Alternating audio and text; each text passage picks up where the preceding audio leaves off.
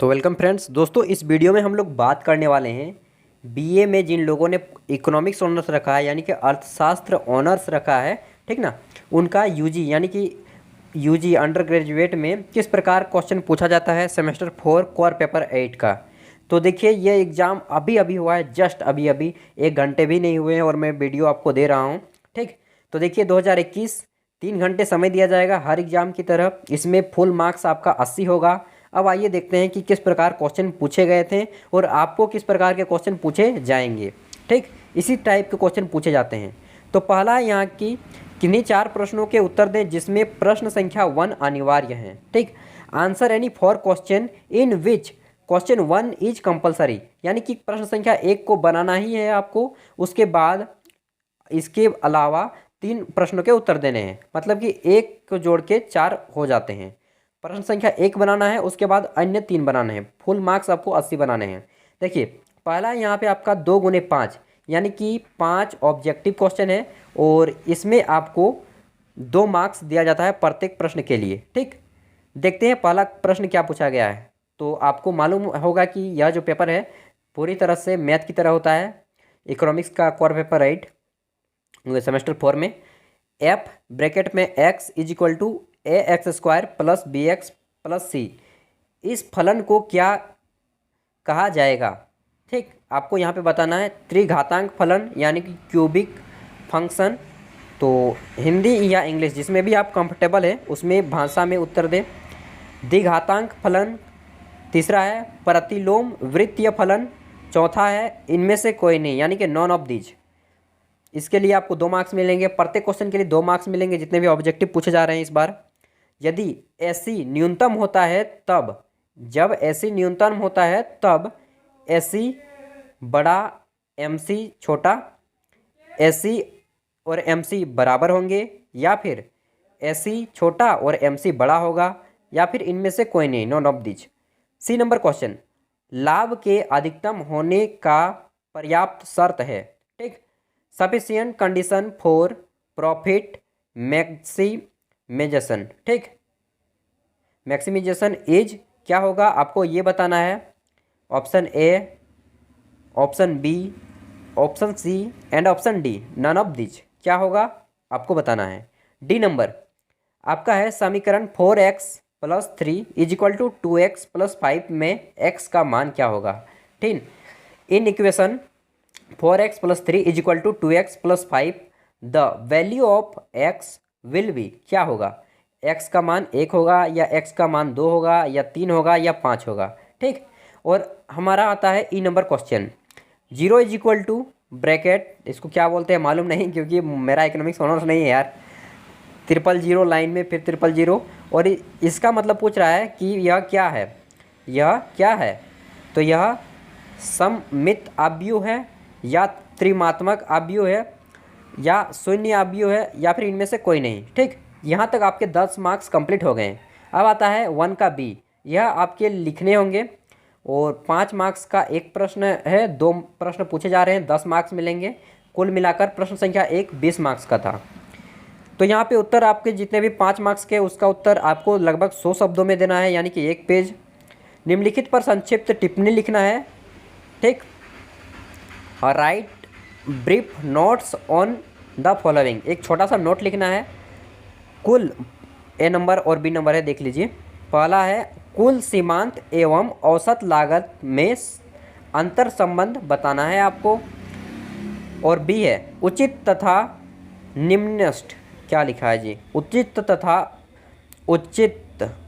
तथा देखिए मुझे प्रोनाउंसिएशन में दिक्कत हो रहा है तो आप पढ़ लीजिएगा अच्छा से, इसके लिए मैं सॉरी मांग सकता हूँ। उचित तथा निम्निष्ठ का अर्थशास्त्र में प्रयोग। ठीक, एप्लीकेशन यहाँ पे आप इसे पढ़ लीजिए इंग्लिश को, application of maxima and minima is economics, और इसके बारे में एक छोटा सा नोट लिखना है। उसके बाद क्वेश्चन नंबर 2, ये भी 20 मार्क्स का है। देखिए ये जो होता है ये पेपर हार्ड होता है इकोनॉमिक्स का, हर बार हार्ड होता है दोस्त।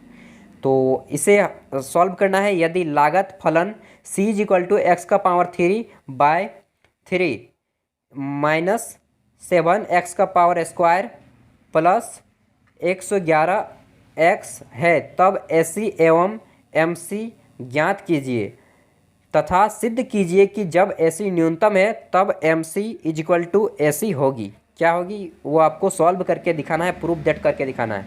ठीक, उसके बाद 3 number, complete the inverse maxima. ये क्या होता है जी मुझे, तो ये इनवर्ज ऑफ मैट्रिक्स क्या होता है आप लोग पढ़े होंगे, मुझे मालूम नहीं।